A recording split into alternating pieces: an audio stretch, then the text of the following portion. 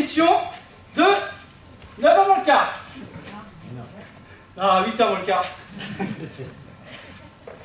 Surprise en ce début de soirée. Quelques reportages déroutants sur la vie de famille, le théâtre, la chute d'un objet non identifié. Bref, la vie de notre commune. Notre ami Charlie enquête sur un couple singulier dont il nous raconte l'histoire. Vous avez l'antenne, Charlie? À vous les studios!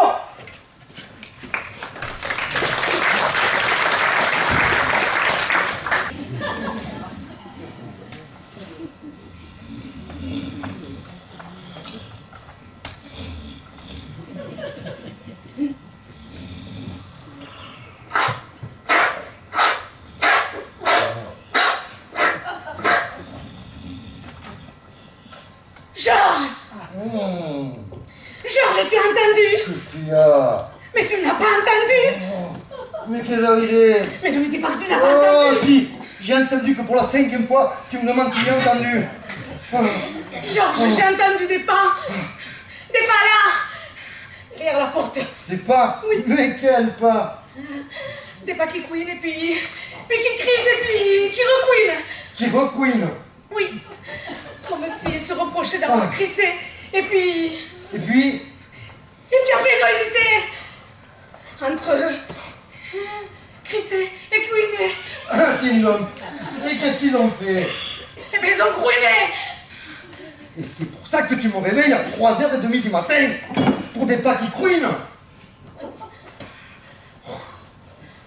Georges, crois-moi, un pas qui couine, c'est un pas qui a quelque chose derrière la tête. Marie-Gisèle, les gantés boufflons fabriquent des mocassins, des bottillons, des escarpins et des chaussures à semelle double piqûre depuis que la pollen n'est plus à la mode, c'est-à-dire depuis 8-10. Le lutin, bien, on m'appelle chaque jour pour répondre aux problèmes de peinture des gens de ce monde. Et je suis capable de reconnaître à 100 mètres, les yeux bandés et par mauvais temps, une chaussure qui plisse, qui craque, qui baille, une pantoufle qui souffle ou une espadrille qui braille. Alors ça ne s'abrite pas à moi, Georges, quand t'es boufflant, que tu vas apprendre si un pas a quelque chose derrière la tête ou pas.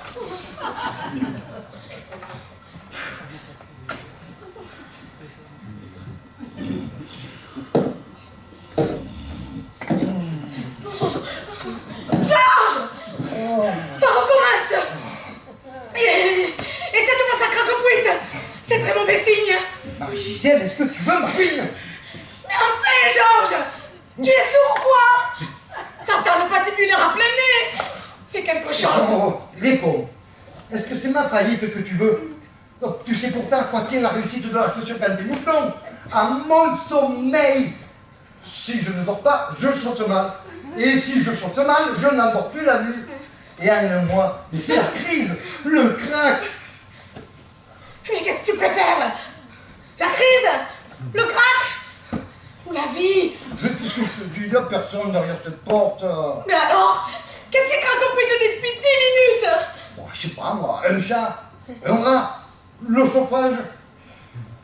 Mais Georges, le chat miaule, le rat gratte, et le chauffage, c'est... Ben écoute. Ben, alors c'est peut-être notre voisin, Monsieur Siphon du bar. Oh, mais tu sais très bien que Monsieur Siphon du bar est beaucoup trop bien élevé pour craque-pouiter. Et en plus, à cette heure-là... Mais c'est dans ta tête, Marie-Gisèle, c'est dans ta tête. Et dans la tienne, qu'est-ce qu'il y a? Rien! Tu ne vois rien, tu n'entends rien, tu ne lis rien! Même pas les journaux! Si au moins tu lisais les journaux, au lieu de vivre dans les pieds des autres, là, eh bien tu saurais que dans cette ville, depuis 3 mois, il y a des cambriolages criminels toutes les 2 heures! Ah bon? Oui. Bah, on a encore 10 minutes. Hein. Alors là, non! Là c'est trop! Qu'est-ce que tu fais? Je me lève! Bah, pourquoi? Comment pourquoi? Cela fait 10 minutes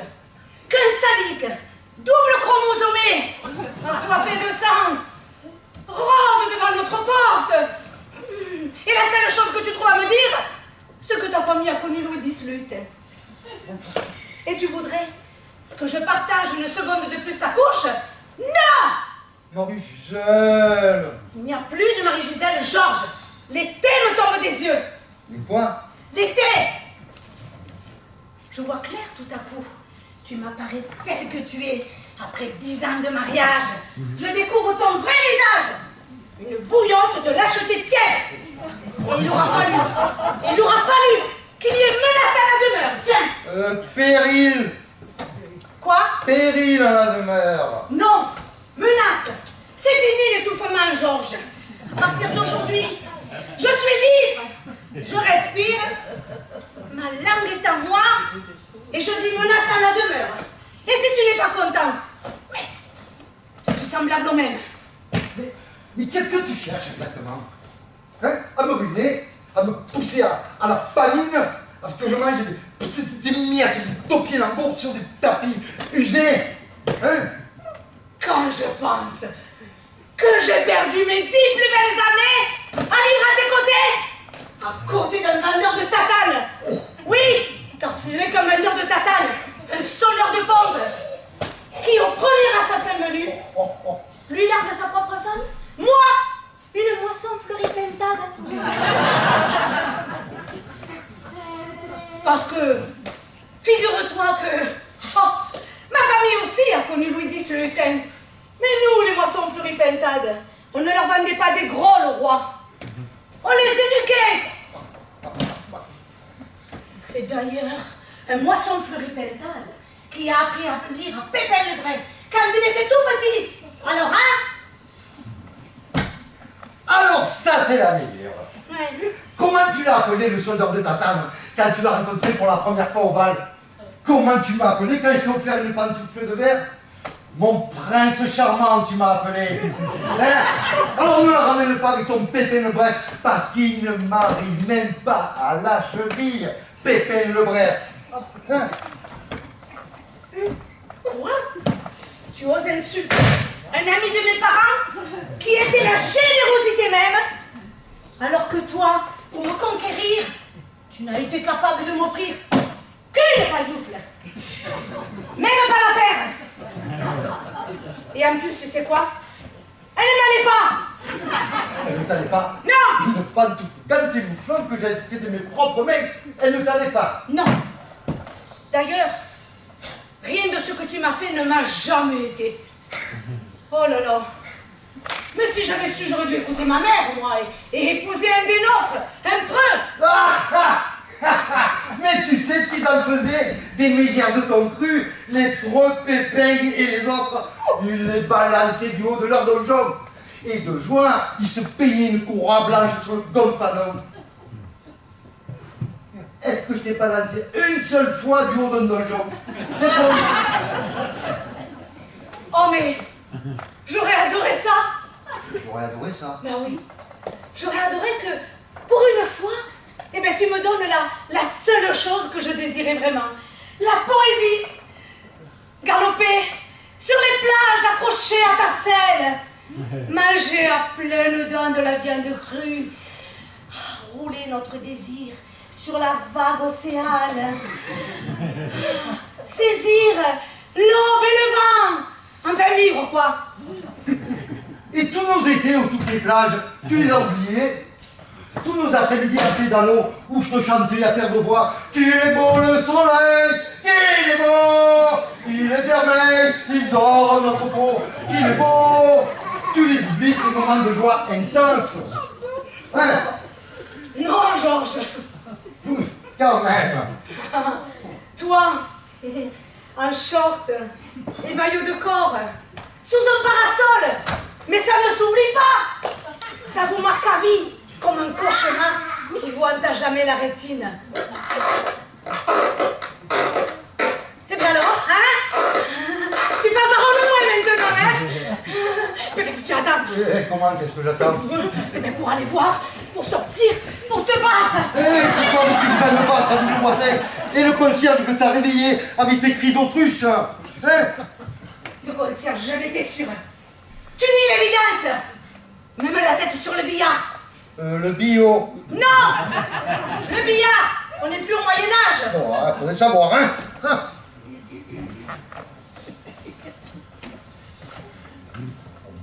Georges, même la plus petite des fourmis jaillit de son territoire lorsque sa femelle est en danger. Un homme qui n'est pas une fourmi pour sa femme, mais c'est lamentable, non? Tu crois pas?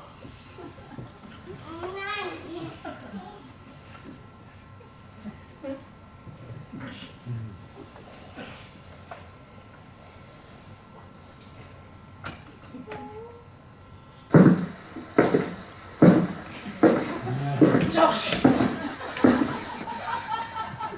je te demande pardon. Ça recommence. Bon, écoute, pour te faire plaisir. Ouais. Mais vraiment pour te faire plaisir. Oui. Je vais appeler la police. Ah, sûrement pas. Non mais dis donc, la police, c'est trop facile, hein? Alors, au premier assassin, on appelle la police. Mais enfin, Georges, je suis encore ta femme que je sache, non? Bon, tu ne voudrais pas que la police me voie dans cet état? Marie-Gisèle, il y a quelqu'un que j'envie beaucoup en ce moment. C'est le tueur qui va entrer ici et t'être réglé. Oh, je sais pas ce que je donnerais pas dans sa place. Un assassin? Si seulement tu étais un assassin. Rien qu'un petit tueur. Oh, mais j'éprouverais un frisson pour toi. Alors là, il a été trop loin. La coupe est pleine. Écoute-moi. Regarde ma peau. Elle ne frissonne pas. Elle rigole.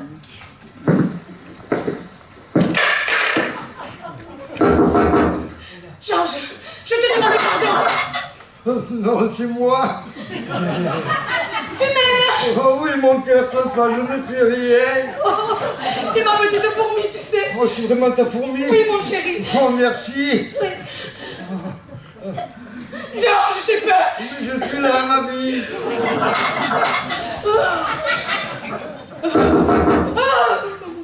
J'ai peur.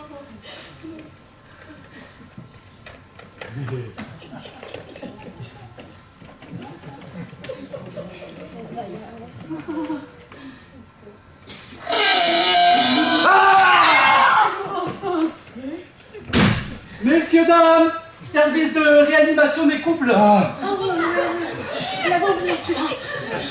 Bonjour. bonjour. On s'est oublié. Bonjour. C'est rien, je vous en prie. Alors, pour vous, ça fait 300 francs. Si vous voulez bien signer là. 300 francs? Mais oui, monsieur, c'est le tarif de nuit. Mais monsieur, on est abonné à votre maison. Mais je sais bien, ma petite dame. Mais après 2 heures du matin, c'est pour tout le monde pareil. Ouais. Vous savez, c'est pas moi qui fais les prix. Oui, bien sûr. Vous voulez voir quelque chose? Ah, mais là, c'est pas le refus, hein. Ah. Parce que, je vous dis pas, la soirée, mais elle a été dure. Je viens de faire, figurez-vous, un docteur qui ne parlait plus à sa femme. Merci. Mais depuis 10 ans, 10 ans, il ne parlait plus. Et ça s'est débloqué d'un seul coup, j'ai pas compris. Et c'était une belle scène. Alors, je vais vous montrer comment ça s'est passé. Oui, oui. Elle était là, il était là, il a assommé Comment ça? Pardon, excusez-moi. Mais vous savez, mais c'est déjà pas si mal, hein. Et ça peut très bien repartir entre eux quand elle se réveillera. Mais pour vous, comme ça se passait bien, et ça fait toujours plaisir quand ça accroche, je vous ai fait 125 pas au lieu de 100 là. Et je vous compte pas le supplément. Oh, merci monsieur, c'est très gentil. Mais c'est donc... Allez, messieurs, dames, hein, tous mes vœux et à la prochaine. Je vous raccompagne. Au revoir.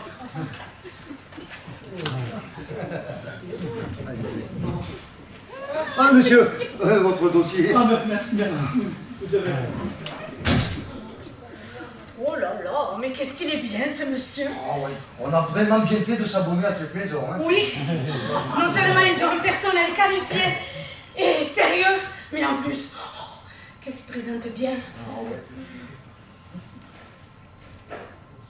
On va se coucher, mon amour. Oui, mon amour.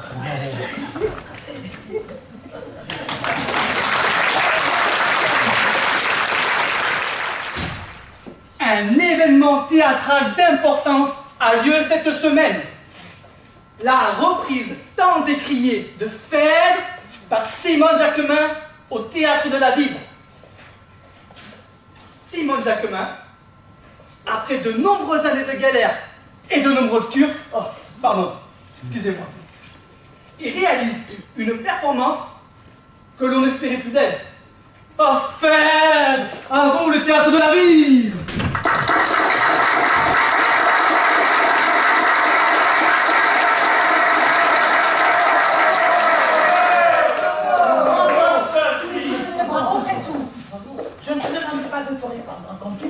Je te demande juste de lui dire un petit bravo.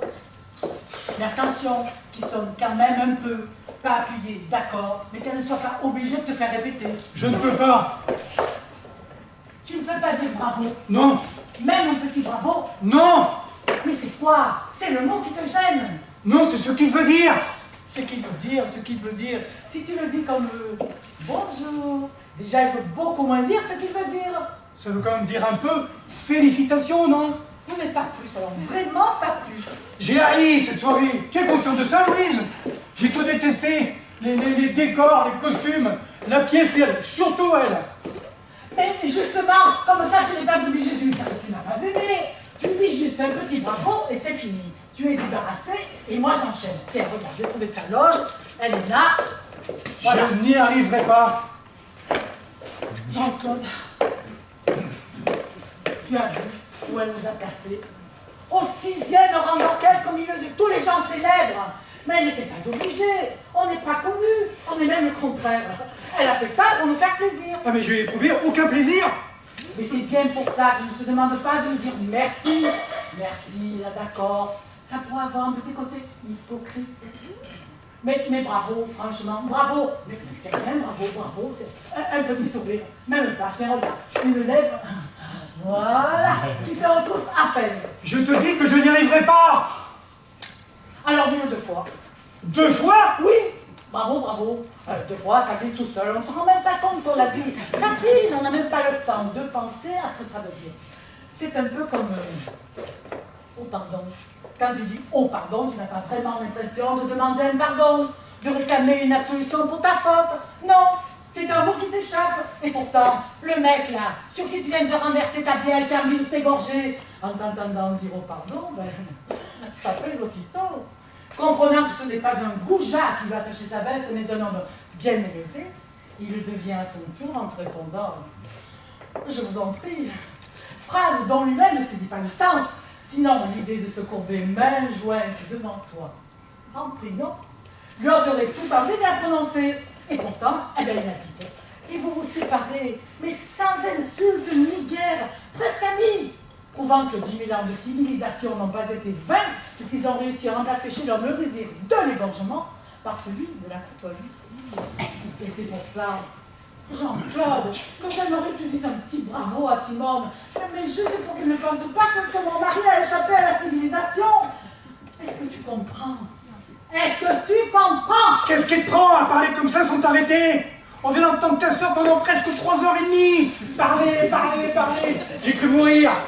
Et toi maintenant tu t'y mets? Mais c'est une histoire de fou. C'est contagieux ou quoi? Et si tu dois continuer, dis-le-moi tout de suite, parce que moi je te préviens. Avec toi, ce sera pas comme avec Simone. Je sors, je fous le camp de ce théâtre, et je remets plus les pieds. Tu m'entends, Louise? Je fous le camp. Mais tout ça, ici, là, tout ça parce que je te demande d'accompagner avec ta belle-sœur. Parce qu'elle a été, elle, sur scène. Parce que c'est de l'art, c'est poli. Parce que c'est classique, c'est poli. Parce que ça rime, c'est poli, c'est ça? Non, mais tu n'es quand même pas en train de m'expliquer que Racine est mal élevé. Ta sœur m'a torturé, Louise. Tu m'entends? Torturé toute la soirée. N'exagère pas, hein. Elle n'était pas tout le temps sur scène. Hein. Quand elle n'y était pas, c'était pire. Pourquoi? Parce que je me disais qu'elle allait revenir. Tu es au courant, j'espère, qu'au Japon, la grandeur suprême pour le samouraï blessé à mort est de dire bravo à son adversaire. C'est un très mauvais exemple parce que moi je hais le Japon. Eh bien c'est bien dommage, parce qu'un peu d'Extrême-Orient aurait pu t'aider. M'aider à quoi? Mais à mieux comprendre, à mieux te comprendre, en oubliant 2 petites minutes, ta tête là, d'occidental puté. Louise, ne va pas trop loin. Je t'ai dit, je suis à bout. Parce que figure-toi, quand le samouraï blessé à mort dit bravo à son adversaire, mais ce n'est pas pour le féliciter, c'est pour l'humilier. Ah bon? Mais bien sûr, C'est la vengeance suprême. Ton sabre a meurtri mon corps. Mais mon âme est intacte. Et elle te dit bravo. C'est ça la victoire. Bravo. Car en vérité, en disant bravo à son adversaire, c'est à lui-même qu'il se dit bravo. Bravo d'avoir dit bravo à son bourreau. Maintenant, si tu refuses de te dire bravo en disant bravo à Simone, c'est ton affaire, hein? Un homme qui n'a pas hurlé pendant cette représentation ne peut pas se dire bravo, Louise. Quand je pense que j'ai supporté ce supplice sans broncher, comme un lâche, sans rien dire pendant très exactement 223 minutes et 17 secondes. Bah, j'ai vu, tu l'as regardé ta montre. Tout le temps. À un moment, et j'ai même cru que c'était arrêté. Pendant sa longue tirade avec le barbu, le mari, ça n'avançait plus. Je me suis dit, la garce, elle nous tient. 800 personnes devant elle, coincées dans leur fauteuil. Elle nous a bloqué les aiguilles, c'est quand même pour ça depuis longtemps. Je sais pas comment j'ai tenu, je sais pas. Hein. Enfin, mais tu n'exagères pas quand même, hein. Tu n'es pas mort. Non, c'est vrai. Et tu sais pourquoi? Non. Parce que je me suis mis à répéter sans arrêt un mot. Un seul mot. Un mot magique. Entracte. Entracte! Mais il n'est jamais venu, jamais! 5 actes sans une seconde d'interruption, Louise. T'appelles ça la civilisation? Mais 15 ans d'attente, Jean-Claude! 15 ans que Simone attend l'entrée à la Comédie Française! Mais ça y est, c'est fait! Elle est engagée! Pour la première fois de sa vie, elle vient de jouer Phèdre dans le plus prestigieux théâtre d'Europe! Et toi, son beau-frère, tu refuses de lui dire bravo? Même un petit bravo? Mais qu'est-ce que tu es devenu? Un animal? Elle vient de jouer Phèdre pour la première fois de sa vie. Et le jour de notre mariage, t'as oublié peut-être? Elle a déclamé un morceau là comme ça, en train du repas, sans prévenir personne. Même qu'après les enfants ont pleuré, et qu'aucun invité n'a voulu danser, et que mon père a gueulé sur le tien, elle nous a foutu une ambiance de merde, avec ses accendrins et sa vocation.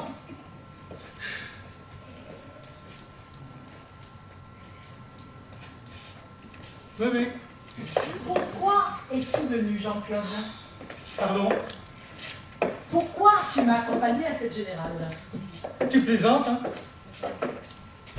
Tu connaissais la silhouette de Simone. Tu savais qu'elle allait jouer Phèdre. Alors, pourquoi es-tu venu? Parce que ça fait 3 mois que tu me bassines jour et nuit pour la première de ta sœur, qu'il faut oublier sous aucun prétexte, hein? Voilà, la journée, la soirée, entre autres, du 29 septembre, hein? Elle était marquée partout sur tous les agendas, les calendriers. C'est devenu la fête familiale. D'ailleurs, chez nous, depuis, on a eu tous les ans Pâques, Noël et Phèdre. Et à ce propos, je te signale que ni ton père, ni ta mère, ni ton frère sont là ce soir. Elle n'avait que 2 places pour la première. Et pourquoi c'est tombé sur nous? Pourquoi? Et... Oh. Hein? Est-ce que tu peux lui dire juste oh? Elle sort de sa loge. Elle sort de sa loge. C'est toi qu'elle regardera le premier, j'en suis sûre. Tu la prends aussitôt dans tes bras et tu lui dis oh. Tu n'as pas besoin de lui dire fort. Tu lui susurres à l'oreille. Oh. Oh. Oui, je pense que dans Bravo, ce qui compte le plus, c'est le oh. Dans un collège, ça doit ainsi dire insignifiant. Tu te souviens, à la fin de la représentation, les gens applaudissaient en criant bravo, vo, vo. C'était surtout le oh qui résonnait. Vo, vo. Avec oui, ve, vo. Ve, vo. Voilà. Vo. Vo. Oh, ce serait parfait. Tu veux que je dise veau à ta sœur? Mais...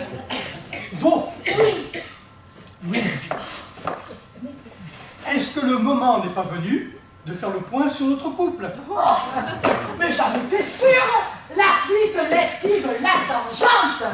Une fois de plus, tu cherches à échapper à ce que je te demande. Jamais les moindres efforts pour me comprendre, pour me satisfaire. Est-ce que t'en fais des efforts, toi, là?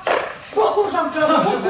je rêve. J'ai par exemple te proposer d'enlever 75% du mot bravo. Ah oui, mais après m'avoir fourgué 4h30 de ta sœur, 3h30. et l'heure qu'on est en train de passer, la piétiner devant sa loge et autour du beurre. Mais je lave. Tu ne l'as tout de même pas comparé Simon d'enfer. Oh. Et Simon fait sa douche. C'est toi que je compte en ce moment, Louise. Toi qui m'épuises autant qu'elle sur scène, qui t'additionne à ta sœur. J'ai la totale. Je réalise d'ailleurs que dans un théâtre, vous êtes les mêmes, aussi assommante une que l'autre. Eh bien, trompe-toi, Jean-Claude. Je suis très loin d'être comme Simone, très loin. Parce que figure-toi, là, tu vois, que c'est un jeune homme, les cheveux bouclés, les mollets sanglés, par des lanières de cuir, traverse un jour ma vie. Mais je pars avec lui, il est co, sans hésiter, sans me retourner. Je pars avec Hippolyte à Ascaltos, à Scopélos, à Mykonos, où il voudra, et je te plante là, toi, et ton cerveau de serpente.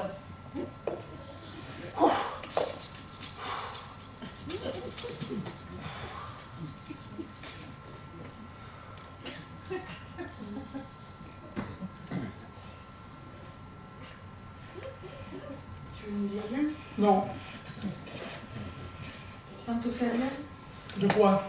Ce que je viens de te dire, ça ne te fait rien? Non. Que je parte avec Hippolyte, ça ne te fait rien? Non.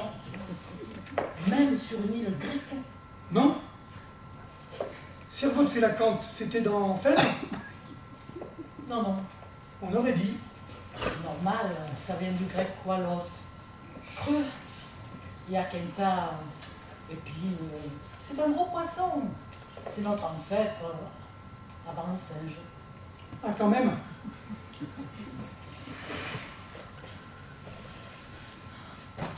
Pardonne-moi, Jean-Claude. Je ne pensais pas ce que je te dis. Tu ne m'aimes plus. Et tu me le dis à la Comédie Française. Louise, je pense que ni toi ni moi, on gardera un bon souvenir de cet endroit. Mais où tu vas? Mais je sors boire une bière. Mais tu reviendras. Je pense pas. Fais attention de ne pas la ramasser sur ton voisin. J'essaierai. Jean-Claude! Jean-Claude!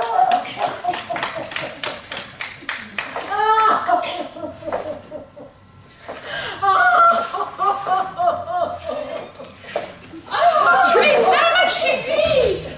Alors, est-ce que ça t'a plu? Oh, tu as l'air toute bouleversée! C'est parce que...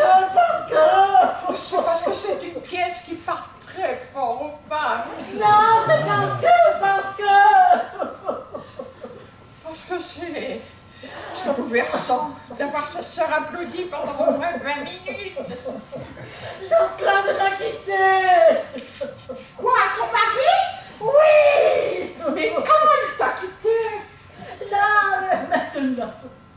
Avant la fin de la pièce? Non. Oh, tu as fait peur. Oh, c'est incroyable, ma chérie. Jean-Claude te quitte le soir de ma première de fête. Et tu te souviens de ce que je vous ai joué le jour de votre mariage?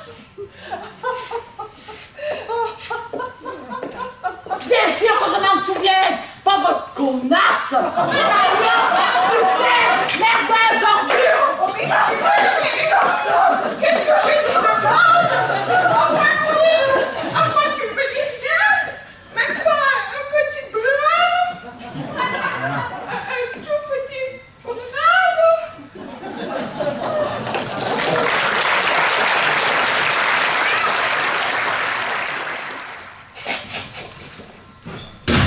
Notre société est en péril.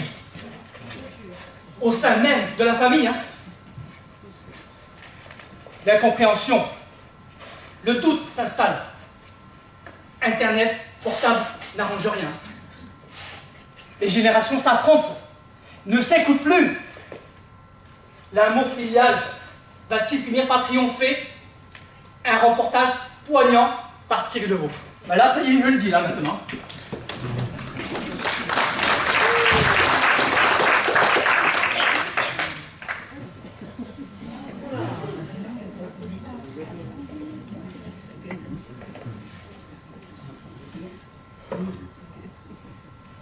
Ben oui, ma chérie. Oui, c'est demain. Ah oui, tu savais bien quand même qu'on avait un repas chez Adrienne. Ben oui. C'est elle qui nous invite parce que c'est plus grand chez elle. Oui, chez moi c'est trop petit.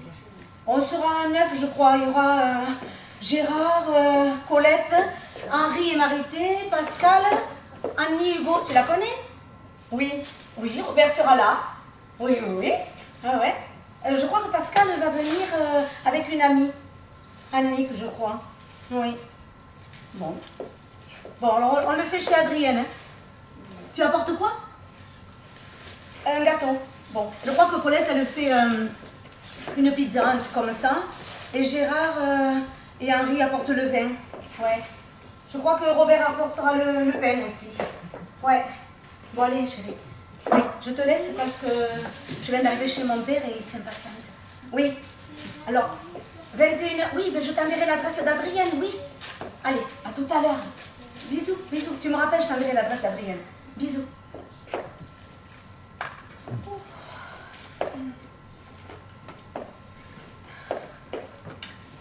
Monique, Oui, papa? je peux savoir pourquoi tu me réponds quand je t'appelle Monique? Pardon? Oh, tu as parfaitement entendu ma question. Ah ben écoute, je t'assure, je ne l'ai pas comprise. Quand je dis Monique, Oui. pourquoi est-ce que tu te retournes vers moi? Tu veux rire là, papa? Oh, pas du tout, ma petite fille. Mais alors, pas du tout. C'est parce que je m'appelle Monique. Tu t'appelles Monique. Oui. Toi, ma fille unique, tu t'appelles Monique. Oui, papa. Depuis 40 ans. Depuis 40 ans. Oui. Mais tu as quel âge? Il y a 40 ans, justement. Bon, voilà, justement, je suis pas comptable, hein. Si ton père, enfin, simplement ton père, au cas où tu l'aurais oublié, et je peux savoir qui t'a appelé Monique? Eh ben toi, je suppose. Moi, et quand, s'il te plaît? Ben à ma naissance, probablement. Moi, j'aurais appelé mon enfant Monique, la chair de ma chair, Monique. Écoute-moi bien, ma petite fille. Je suis loin d'être un homme parfait, c'est vrai. J'aime la bière. Je suis trop agressif avec les voisins. Je mange de la blanquette de veau en cachette. Et c'est vrai, je n'ai pas une passion pour le théâtre. Mais de là à appeler ma propre fille Monique, à sa naissance en plus, un tout petit bébé sans défense. Mais non, ma chérie, mais non, ton papa n'est pas capable de ça. Enfin, alors. Hein? Bon, eh ben, moi je vois qu'une solution. Si c'est pas toi, ben c'est maman. Ta mère? Bah oui. Si c'est pas le père, c'est la mère qui donne le prénom. Non? Oh, fais bien attention à ce que tu vas répondre là. Tu affirmes là, devant moi, Oui. que ta propre mère t'aurait appelé Monique. Oui, papa, oui. Oh, parfait, ben, on va en avoir le cœur net. Qu'est-ce que tu vas faire? Papa, qu'est-ce que tu vas faire? Non, mais écoute.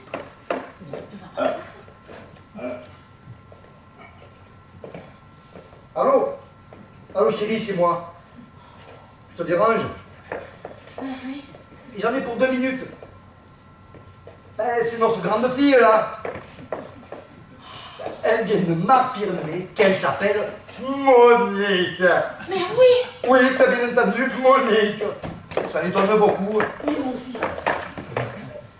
D'après elle, c'est toi qui l'aurais donné ce prénom-là à sa naissance. T'es au courant de cette histoire? Bien sûr que je te crois. Mais tu la connais, les butées. Oui, je t'en prie, vas-y. Elle a un monde de fou dans le magasin. Alors, qu'est-ce qu'elle t'a dit? Papa, tu me réponds. Qu'est-ce qu'elle t'a dit? Elle m'a demandé Oui. si je plaisantais. Eh bien, moi aussi, je te le demande. Donc tu n'en démords pas, quoi? Mais qu'est-ce que tu veux? Tu veux voir mon passeport? Mon passeport? Oui. Il est où celui-là aussi? Oh mon Dieu. Voilà, papa. Voilà.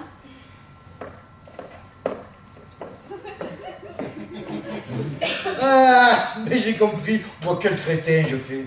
Mais bien sûr, c'est le nom de ton mari. Tu t'appelles Monique, Madame Monique. Ah, coquine, mais je ne marchais pas. Je courais. Papa, je n'ai pas de mari. Pas de mari. Non, j'ai un ami. Bah, alors, comment se fait-il que tu portes son nom? En fait, on a le droit de s'appeler Madame Monique, sans avoir épousé Monsieur Monique. Mais qu'est-ce que tu me racontes là? Mais je ne te raconte rien. Ah! J'y suis. Ah, voyons voir. C'est la nouvelle loi. Celle qu'ils ont faite pour les homosexuels. Le mariage sans le mariage. C'est ça. Ah, je comprends mieux.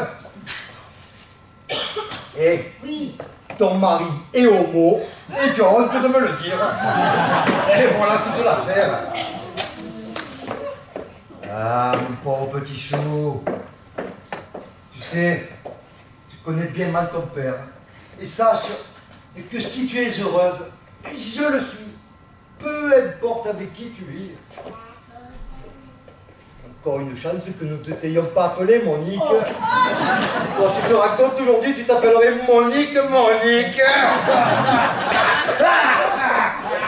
Papa, tu devrais te reposer là. Hein, parce que vraiment, ça va pas du tout. Qu'est-ce qui t'arrive aujourd'hui? Me reposer? Oui. Me reposer. Elle est bien bonne. Me reposer quand ma propre fille refuse de me dire ton prénom. Et crois-moi, ça c'est bien plus scandaleux que d'épouser un pédéraste. D'ailleurs, à ce propos, Oui. je te conseille de l'annoncer en douceur à ta mère. Tu la connais, elle est très pointilleuse. Dès qu'on s'écarte d'1 millimètre de la règle, elle devient folle. Tu te souviens de mon mariage avec elle? Mais je n'étais pas née. Tu n'étais pas né. Quand je me suis marié avec ta mère, tu n'étais pas né. Non, papa. Dis donc, tu es au courant qu'on s'est marié à cause de toi? Ta mère voulait absolument un enfant, mais bien entendu, dans les règles. Donc, mariage. Oh, je ne peux pas le croire. On s'est marié pour toi et tu n'es pas venu. Non, papa, non. Mais même pas au cocktail après. J'ai pas trinqué, partagé une coupe pour nous souhaiter tout le bonheur du monde. Merde, on est tes parents quand même. Alors, Mais papa, je n'étais pas conçue. Et tu le sais très bien. Maman n'aurait jamais accepté de se marier enceinte. Hein? ça c'est vrai. Oh, je vois mal Yolande se présenter devant le maire, ou pire, le curé, avec un péché dans l'abdomen. Ah, tu dois avoir raison. Qui est Yolande? Ta mère. Oh non, papa. Papa, maman s'appelle Nathalie. Eh ben non, ma chérie. Non. Ta mère s'appelle Yolande.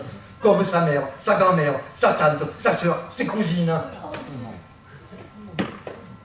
Mais enfin, papa, je croyais que c'était la seule à ne pas s'appeler Yolande.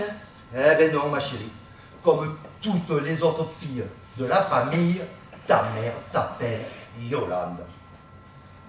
Je sais, ça doit te faire une choc. Ça, apprendre à 40 ans que sa mère ne s'est jamais appelée Nathalie, tu te rends compte, j'espère?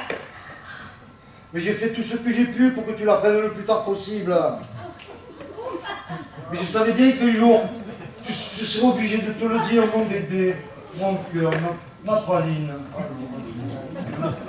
Mais pourquoi vous m'avez menti? Pourquoi? Eh ben c'est moi. Voilà, c'est moi. C'est moi qui ai voulu que tu m'appelles ta mère Nathalie dès que tu es née. Ben j'avais peur qu'on se moque de toi à l'école.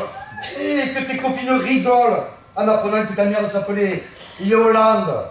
Comme sa mère, sa grand-mère, sa tante, ses cousines. Qu'elle était la 27e Yolande de la famille. Et qu'on te demande pourquoi chez toi, on était incapable de trouver un autre prénom pour les filles. Et que devant l'impossibilité de trouver une réponse sensée, eh bien, tu commences à douter de la santé mentale de ta famille. Et que tu te demandes si tu ne faisais pas partie d'une tribu de tarés dupliquant le nom de ces femelles à l'identique, Yolande après Yolande. Tu sais, ma petite fille chérie, moi, tu sais, je voulais t'éviter ce genre de pensées qui ne sont pas bonnes pour les petites filles. Tu sais, une petite fille doit courir dans les champs, lire des poésies, apprendre l'espagnol, préparer sa communion solennelle et penser au prince charmant qui viendra un jour et qu'elle épousera, même s'il est homosexuel. D'ailleurs, quand on voit comment sont accoutrés les princes charmants, il ne faut pas s'étonner qu'ils préfèrent les garçons et que les jeunes filles les attendent en vain. Sauf toi, ma chérie. Toi, tu as réussi à en coincer un. Et pourquoi? Parce que tu es bien dans ta peau. Et tu es bien dans ta peau parce que tu n'as jamais su que ta mère s'appelait Yolande. Et voilà. Alors, réponds-moi franchement, c'est pour me cacher à moi que je m'appelle Yolande, que vous m'avez appelée Monique. Mais tu t'appelles pas Monique ni Yolande. Mais alors, comment je m'appelle? Eh ben voilà la question, hein, la bonne question. Mais enfin, papa, tu m'as bien intitulé. Donner un nom le jour de ma naissance. Tu ne m'as pas sifflé. Enfin, pour qui tu me prends? Bien sûr que je te donne un prénom. Et tu ne t'en souviens pas? Mais ça fait 40 ans, ma chérie. 40 ans. Tu te souviens de ce que tu faisais il y a 40 ans, toi? Je venais au monde, papa, je venais au monde. Bon, trop facile, hein, trop vague. Non, je te demande un souvenir précis. Un bruit, une odeur, une image. Tiens, par exemple, tu ne te souviens pas de moi penché sur ton berceau? Non. Et le nom que je te répétais, que je te susurrais à l'oreille? Non. Même approximativement? Non, papa, non. Mais juste un son, une voyelle qui pourrait nous mettre sur le chemin. Non, papa. Tu te rends compte? Avec un cerveau tout neuf, bourré de neurones frais, tu n'as même pas enregistré le prénom que ton papa te répétait en te donnant le biberon. Et tu me reproches à moi, un homme usé par les ans, de ne pas me souvenir de... Je te demande pardon. Vraiment, papa. Je te demande pardon. Ah, ce n'est rien, c'est l'ingratitude de ton âge. Le monde y passe, c'est normal quand on a 30 ans. 40. 40 quoi? 40 ans, papa. Ah oui, 40 ans, oh, pardon. Ah, Merci. bien comme ta mère, précise, maniaque.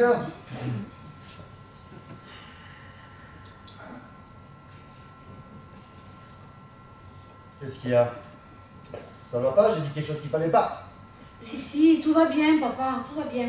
Oh, je te connais par cœur. Hein. Tu es ma fille unique, mon enfant. Bon, d'accord, je me souviens plus comment tu t'appelles. Mais pour le reste, rien de toi ne m'échappe. De la tête aux pieds. Et là, mais là, je vois bien que tu es préoccupé quand même. Hein. Qu'est-ce qui va pas? Je crois que tu as raison pour Henri. Henri? Qui est Henri? Mon ami. Ah, il s'appelle Henri? Oui. Ah, ben tu vois, là, j'aime bien. On s'en fout. Mais t'aurais été un garçon, j'aurais adoré t'appeler Henri. Écoute, Henri! Henri! On reconnaît, c'est quand même autre chose que Monique! Oui, ben je me le demande. Quoi? Je me demande parfois. Sinon, il va s'appeler Monique. Qui, Henri? Oui. Ah, mais non, s'il te plaît, alors. Tu m'as ouvert les yeux tout à l'heure, papa. Je suis en train de réaliser que parfois, eh ben, il se comporte comme une fille. Chérie, je t'ai dit que pour moi, ça n'avait aucun problème. Mais je n'ai rien vu. Rien. J'ai été aveugle. Et pourtant, tu sais ce qu'ils viennent de faire? Et Henri, Oui. Ils viennent d'installer un lanceur de javelot qui prépare les Jeux Olympiques. ah, ben ça c'est une bonne idée. Je ne crois que tu ne comprends pas. Il a installé dans son appartement. Avec tout son équipement.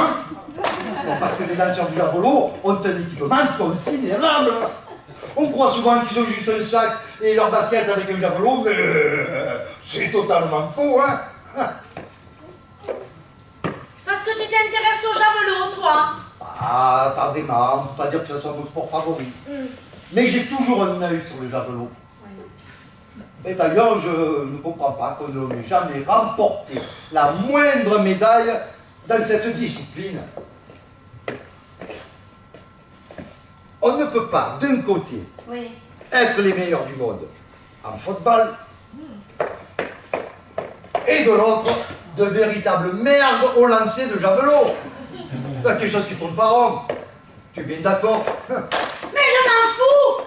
Je m'en fous. Oh, mais tu as tort, ma chérie, tu as tort.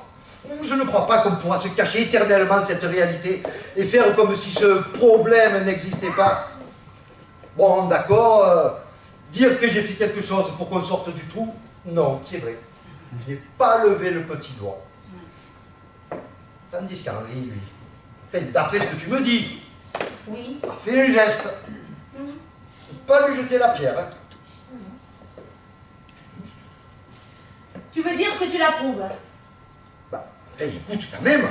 Attends, il accueille un lanceur. Lui offre un toit. L'entoure d'affection. C'est très important de se sentir aimé avant la compétition, de ne pas se sentir seul au monde. Non, moi je crois qu'Henri va dans le bon sens pour qu'on s'en sorte. Pour que qui s'en sorte? Mais la France, ma chérie, la France du javelot. Et moi là-dedans? Avec quoi, tu es française, oui ou non? Oui.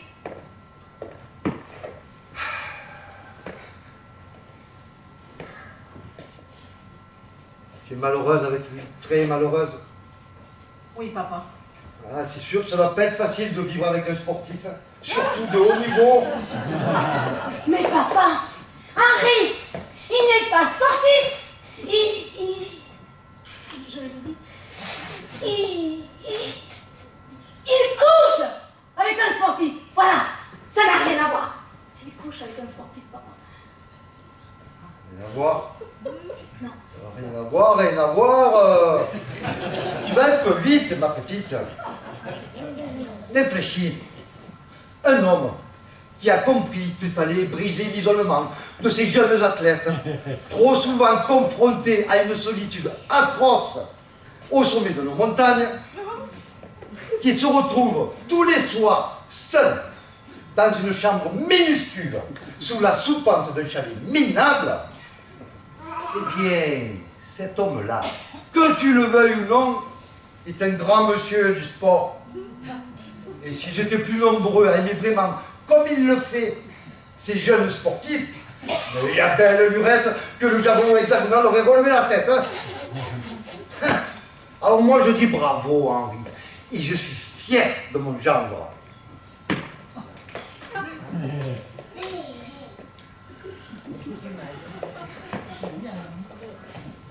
Oui, je vois.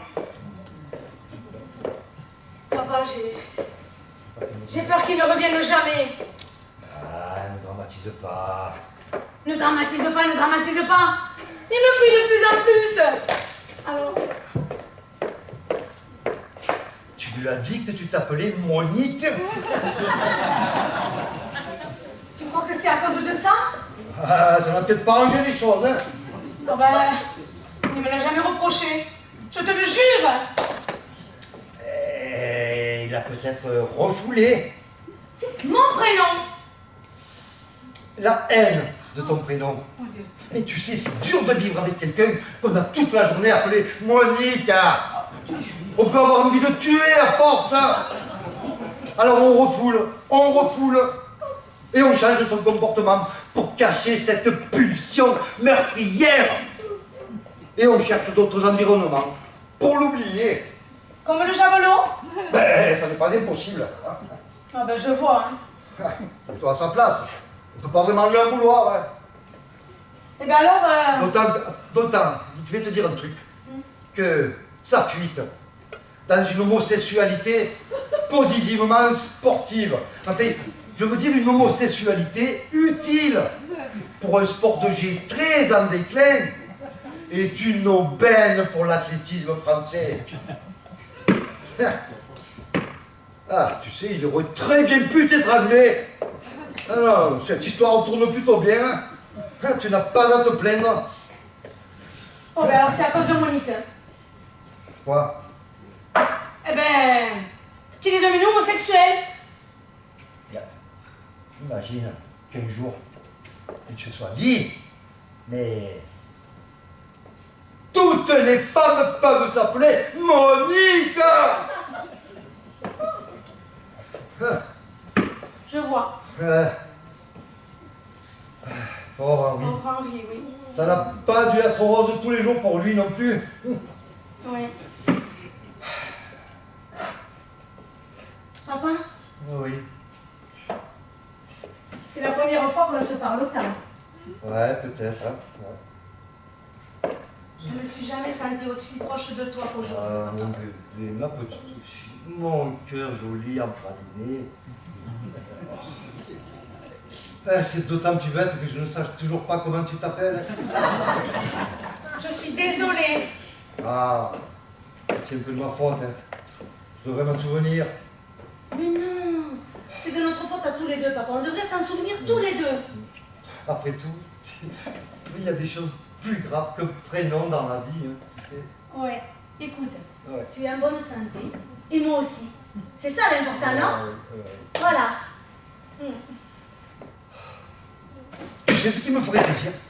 Eh oui. C'est qu'on aille tous au restaurant ce soir. Toi, Henri, le lanceur du javelot, Yolande et moi. Waouh! C'est une idée géniale, ça, papa. Oh, tous ensemble, unis. Un vrai dîner de famille. Bon, on va aller chercher ton mari et son ami et on passera prendre maman au magasin. Hein? Si tu veux. Allez. C'est une idée géniale, papa. Mais bon, Maman dépêchons-nous. qui adore les surprises, elle va être folle de joie. Dépêchons-nous parce que le mercredi, elle quitte le magasin plus tôt. On est mardi, papa, aujourd'hui. Ah, bon, tant mieux. Hein. On est mardi, tu es sûr?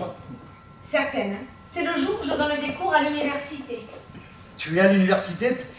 Quelle université? Celle de notre quartier, papa. Notre quartier. Nous avons un quartier en commun. Oui, papa.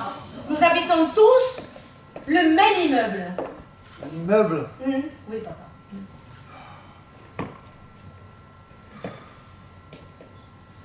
Aïe, aïe. Ah, c'est vrai qu'on se parle beaucoup aujourd'hui. Oui, papa, oui. On se dit tout ce qu'on a sur le cœur. Hein. Bon, j'espère que je me rappelle où j'ai garé la voiture. Moi aussi. Hélène, ça ne serait pas Hélène? Non, papa. Hélène de Troyes. Non. Catherine de Médicis. Non, papa, non. Antigone. Non, papa. Cosette. Non. Mais ce sont des noms de ma jeunesse, de l'âge de quand j'avais ton âge, quand j'étais à l'école tout petit. Ah oui. Oh. François d'Orléac. Marquise de Sévigné, c'est ça, Marquise de Sévigné. Non? Oh, c'est dommage. Ah oui, c'est dommage, oui. Tu sais, je t'aime, mais je t'aime, mon cœur, mon bébé. Sinon, mais il y a longtemps que j'aurais abandonné, tu sais. Moi aussi, je t'aime, papa. Moi aussi. Moi aussi. Madame Anska, l'amour de Balzac. Oh, cette fois, je crois que... Attends, réfléchis bien avant de répondre. Hein. Mais je réfléchis, papa, je ne fais que ça. Oh, tu me le rediras au dessert. Ce sera mon cadeau d'anniversaire. Bon, oh, j'adore Balzac. Mais papa, c'est pas le 26 ton anniversaire?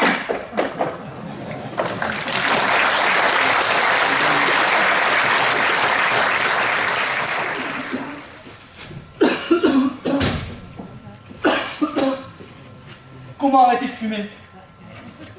Alors là, vous pouvez y aller. Comment arrêter de fumer? Allez-y, dites-moi. Personne pour m'aider là? Avec l'augmentation du prix des cigarettes déjà. Il y en a beaucoup qui se posent la question. Rien à faire. Et les solutions proposées là? Patch, nicotine, tout ça et tout là. Vous trouvez ça efficace vous? Pas du tout. Merci. Un moins qui comprend. Mais peut-être un espoir. Certains usent de stratagèmes, mais non sans conséquence sur leur vie de couple.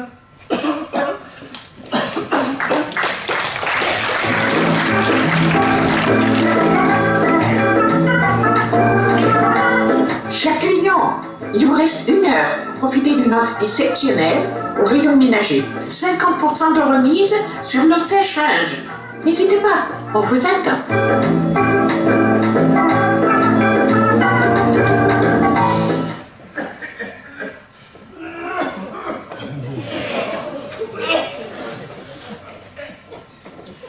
Tu veux que je recommence, hein? Tu veux que je replonge, c'est ça? Tu sais, Claudine, c'est très facile. J'en meurs d'envie. Je n'ai jamais dit ça. Ah oui? Alors qu'est-ce que t'as dit? Vas-y, répète. Tu crois que je suis sourd? J'ai dit que tu aurais pu essayer de t'en passer, juste le temps qu'on aille acheter le sèche-linge au magasin. Pour une fois que tu m'accompagnes au magasin, au grand magasin, pour une fois.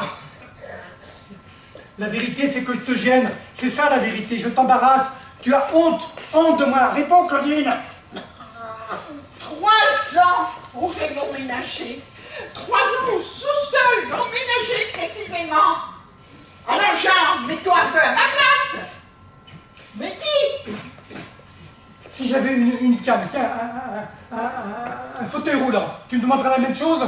Tu vas pas comparer un fauteuil roulant avec une perruque vaguement Louis XV. Ah oui, je vois. Tu préférais présenter à tes ex-collègues de travail un mari avec les jambes mortes que tu pousserais devant toi sur l'escalator plutôt qu'un homme qui porte des cheveux artificiels légèrement cendrés. Mais je rêve. Dis-moi que je rêve. C'est si difficile de me faire un petit plaisir d'1 quart d'heure. Et si je craque?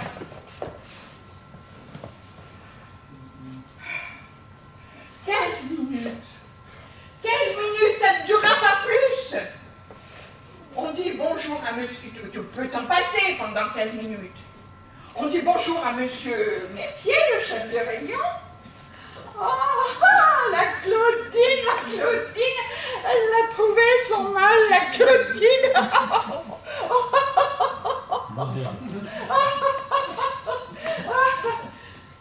Quoi? C'est ce qu'il va dire en te voyant. Il est très spontané comme chef de rayon, monsieur Mercier. On lui commande tout de suite le sèche-linge. Oh, la Claudine, elle se paye un sèche-linge. Ah, bah, tu aurais pu croire ça, la Claudine.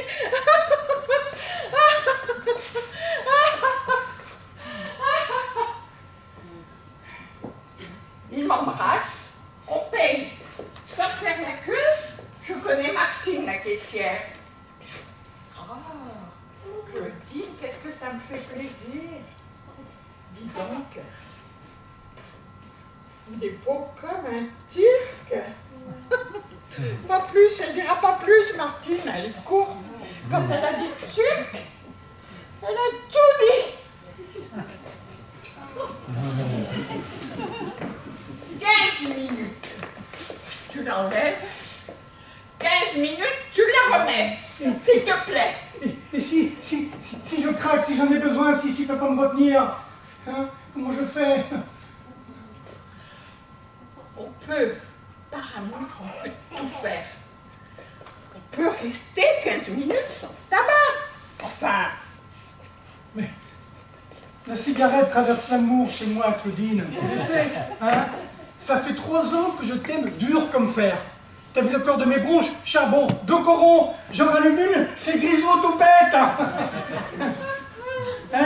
Ah, pleure pas, mon canard, pleure pas, pleure pas, pleure pas, pleure pas, pleure pas. Tu l'auras ta revanche, tu l'auras ta... On va y aller au rayon grand ménager. Et je vais leur expliquer à ta famille. Et crois-moi, ils vont être fiers de toi, Claudine. Fiers d'une femme qui préfère que son mari ait une perruque plutôt qu'un cancer au poumon.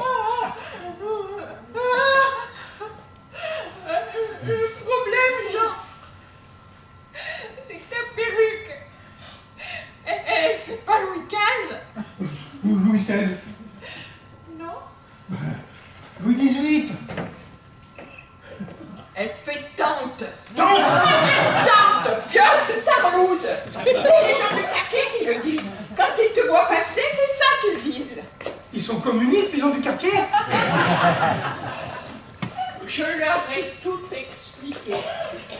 Mais ils m'ont rétorqué qu'un homme qui arrête de fumer n'est pas un homme. Que les vrais hommes, ils fument comme Churchill. Churchill? Oh, Churchill. Oh, ce bonhomme. Oh, celui-là. Il avait des couilles, hein. Seul, au milieu de milliers d'avions allemands, il fallait un solide gaillard, hein. Et moi je rêve d'emmener quelqu'un comme Churchill à Conforama. C'est si incompréhensible que ça. Mais pas du tout, bien sûr que oui. C'est pas compréhensible.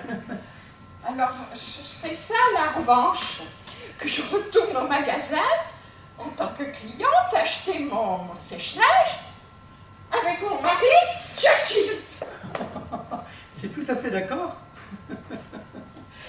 Et pas avec un PD. Ah ben j'espère bien, dis donc. Jean, écoute, si tu gardes ta perruque au rayon ménager, est-ce qu'au moins tu pourrais parler anglais? Ok. C'est pas assez ok. As you like. Ah, merci beaucoup. You are welcome. Ah, alors là, ça c'est la revanche totale. Happiness is letting only drawing at the window. Oh, c'est une vieille phrase de Winston Churchill. Pour vivre heureux, faites sécher le linge à votre fenêtre.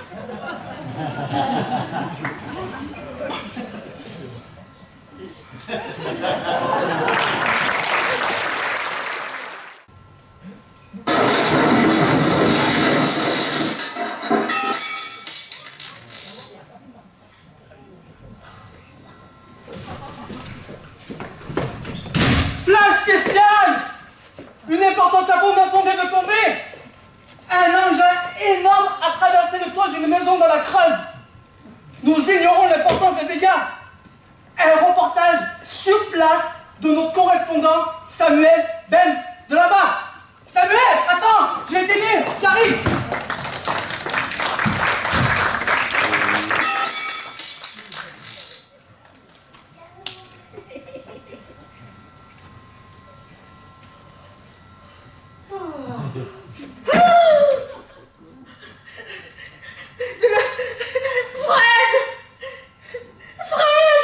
Je suis dans la salle de bain. Il y a un stylo bille dans le salon. Quoi? Mais il y a un stylo bille dans le salon. Ah, il est debout. Julie, est-ce que c'est toi qui as pris le coupon? Il mesure 3 mètres. Vous dire, je l'avais mis sur le rebord de la baignoire. Il a crevé le toit. Il est énorme. C'est un gros stylo bille.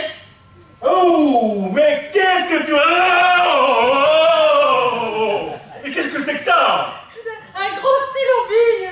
Oh, énorme, tu veux dire? Oh, il doit peser 5 à 600 kilos. Il est en plastique. Et ouais, oh, c'est un vrai. Oh, Liliane. Je suis dans la cuisine. Mais si l'opine d'une demi-tonne, il est de transpercer notre séjour. Oh. Je n'ai pas compris.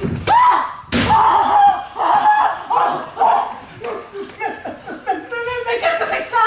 Mais Fred vient de te dire un stylo bille d'une demi-tonne. Ce stylo? Frédéric,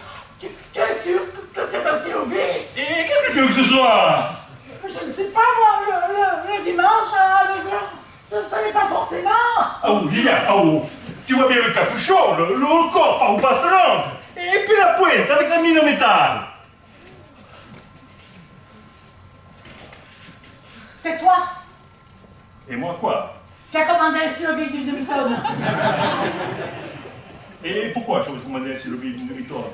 La semaine dernière, t'as bien commandé un panier. Mais c'était pour le jardin, Liliane. Oui, c'était pour le jardin. Mais c'est un panier d'une demi-tonne. Oh, alors, tu es sûr que ce n'est pas toi? Hein? Mais, je sais pas, moi, qui c'est qui fabrique ces trucs-là? Mais tu le sais, toi? J'ai bien noté.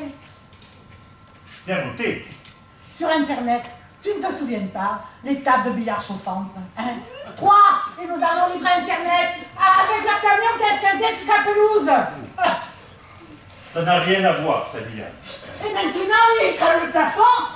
Non, mais qui conduit chez Internet? Oh. C'était une erreur, les tables de billard chauffantes. Une erreur de livraison. Ils se sont de suite rendus compte que c'était pas pour nous. Et ça, là, tu crois que c'est pour nous, Fred? Je sais pas. Mais en tout cas, j'ai pas bien noté. Alors, tu peux m'expliquer d'où ça vient, hein? Regarde, hein? Il n'y a même pas d'étiquette. Ah, il n'y a pas d'étiquette. Mais c'est peut-être un cadeau? Mais de qui? Ben, du ciel. Séverine, ne dis pas n'importe quoi, hein? Putain, le rationalisme. Bon. Alors, Frédéric, mais qu'est-ce qu'on fait? On appelle les pompiers. Les pompiers? Oui. Un dimanche, à 9h du matin, oh, les pompiers! Avec tous ces morts sur la route. Alors, on ne fait rien. On ne fait rien. On ne fait rien, mais on en profite. On en profite. Tu veux récupérer l'encre, Oh, peut-être? les gars, mais non, on profite pas du stylo bille. Ah. On profite de l'événement. C'est pas tous les jours qu'un stylo bille de cette taille transperce notre séjour. Ben, reconnaître, c'est rare, Liliane. Surtout dans la Creuse. Séverine. Notre famille est originaire de la Creuse depuis 5 générations. C'est un département magnifique qui nous a donné de grandes joies et de beaux enfants. Remplis d'histoire, de géographie, d'animaux superbes et de fleurs multicolores. Alors, sois-en fier plutôt que de le rabaisser. Mais déjà qu'avec son nom Creuse, tout le monde voit que c'est un département qui descend, qui est au fond d'un trou, alors qu'en réalité, on est très concave, très au-dessus des autres.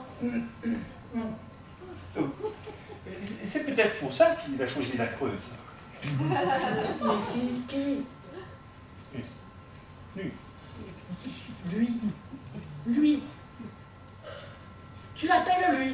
Et comment tu veux que je l'appelle? Il a un prénom? Un prénom?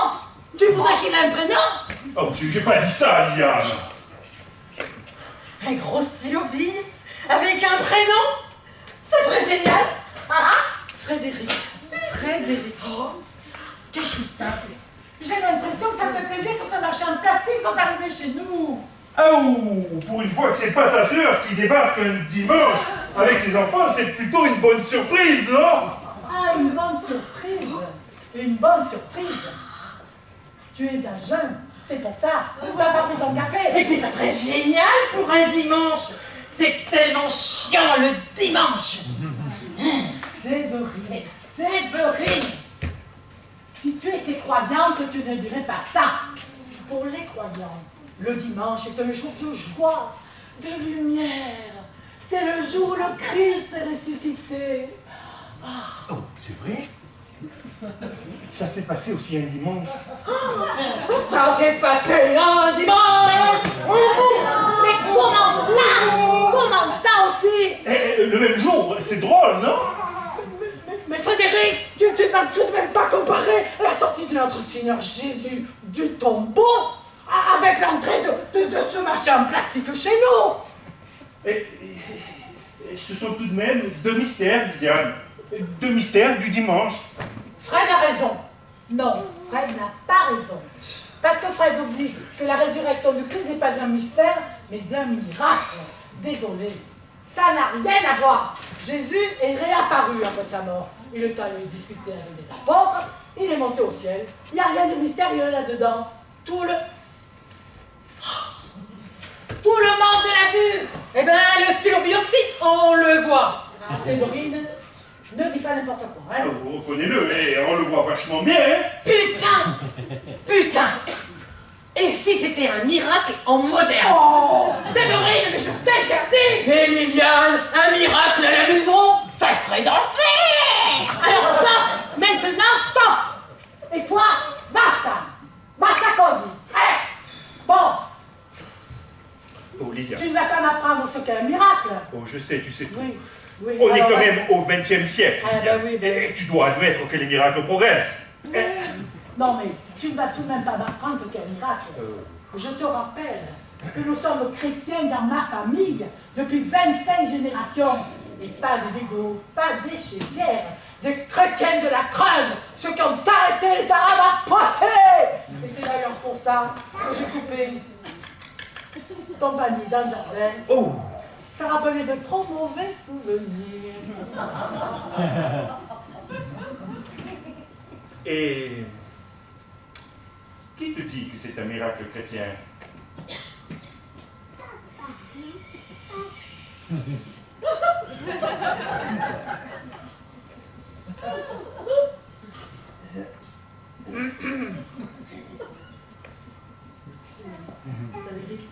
Oui. À quoi tu penses? Il y a d'autres religions super, Liliane.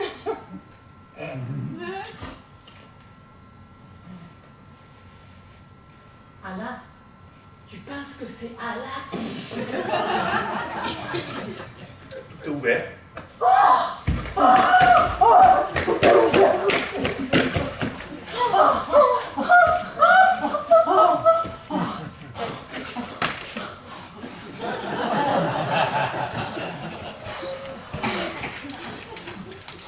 Tout est ouvert, tout est ouvert, tout est ouvert, tout est ouvert. Ah! Appelez les gendarmes. Putain, le rationalisme.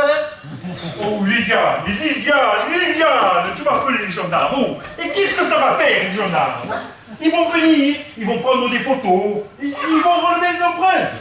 Ils vont me poser des questions comme pour les poules et les voisins. Ils font des courses, ils vont rien trouver. Frédéric, ne dis pas du mal des gendarmes de la Creuse. Liliane, il y a des choses qu'aucun gendarme au monde ne peut comprendre. Là, ils peuvent, ils ont l'habitude.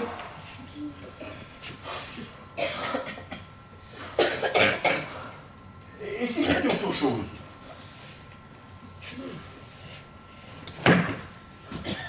Autre chose? Si nous avions été choisis, Choisi? élus si tu préfères, Élu? Et par qui? Par le supermarché du coin. À cause de ma carte de fidélité. Au rayon papeterie. Frédéric, tu penses que c'est ça? non, pas vraiment, non. Mais alors, élu par qui? Et je ne sais pas, moi. Disons, une force supérieure. Une force supérieure? Mais ça serait super. Tu me fais peur. Et après tout, peut-être qu'on le mérite. Mais qu'est-ce qu'on a fait? Moi, en tout cas, j'ai beaucoup travaillé. J'ai fait vivre ma famille pendant des années. J'ai payé la femme de ménage. Je suis parti en vacances tous les étés, en vacances à Concarneau. Je mange avec toi et ta mère tous les mardis. Et depuis sa crise des MPJ, tous les vendredis aussi. Et si je me souviens bien, je n'ai pas mis les pieds sur un champ de course depuis 86. Et alors? Et alors, peut-être que quelqu'un est venu me dire « Ça suffit, Frédéric Bautron, ça suffit. Ton devoir est terminé. Tu as mieux à faire ailleurs. Pars. Pars. La page est à nouveau blanche. N'attends pas, va l'écrire. Pars. Quitte la Creuse. » Frédéric,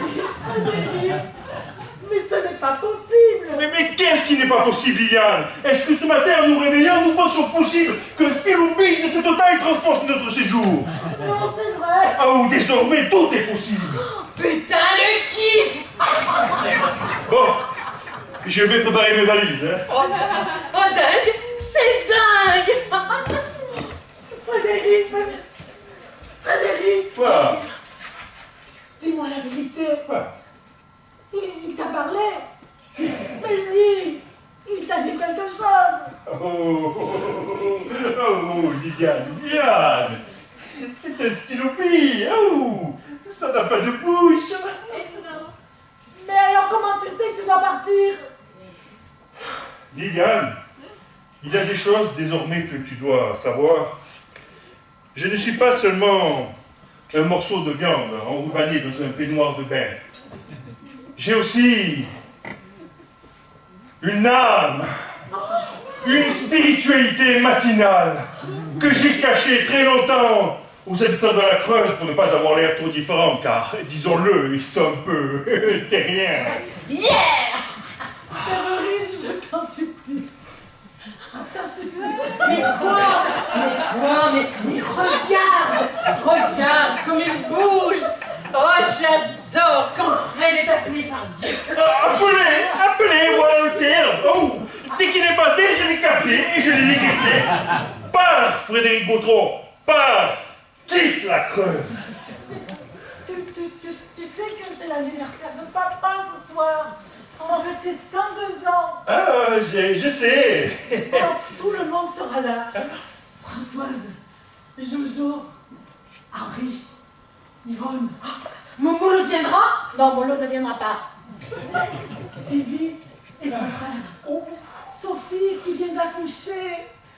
Même les cousins de la Creuse du Sud montent. Ah, j'aurais adoré être là. Surtout que je n'ai jamais manqué aucun anniversaire, ça, aucun. Mais là, tu comprendras. Mais qu'est-ce que je vais leur dire? La vérité, Liliane, que j'ai été élu tôt et ce matin. Putain, ça va les fendre! Bon, j'y vais, tu sais, ils ne nous appellent jamais deux fois. Hein. Go, Fred, go! Tu l'emportes pas? Si. Mais non. Regarde, j'en ai déjà un. Oh, exactement le même. Et comme quoi, c'est écrit, hein. Allez, bisous.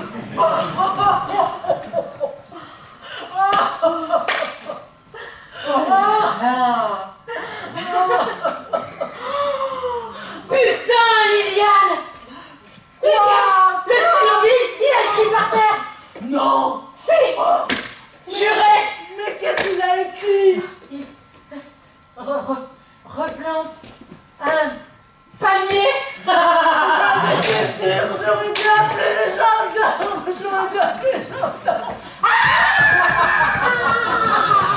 Putain, quel dimanche elle fait!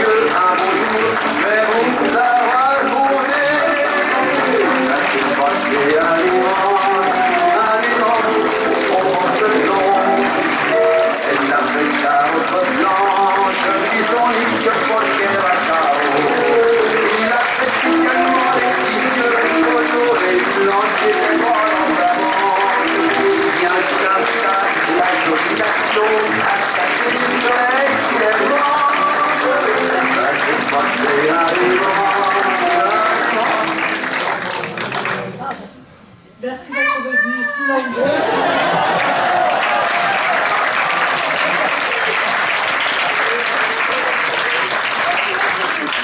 La pièce que nous avons eu le plaisir de jouer devant vous est une série de sketchs que nous avons intitulée Variations humoristiques de Jean-Michel Ribin.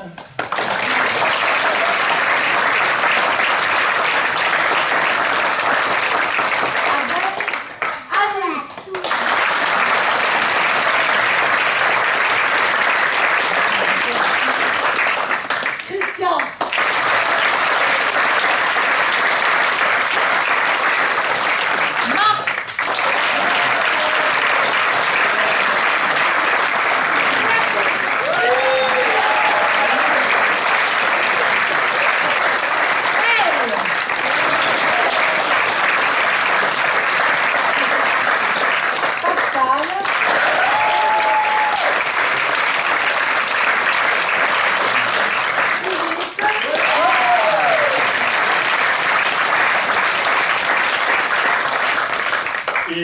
réel.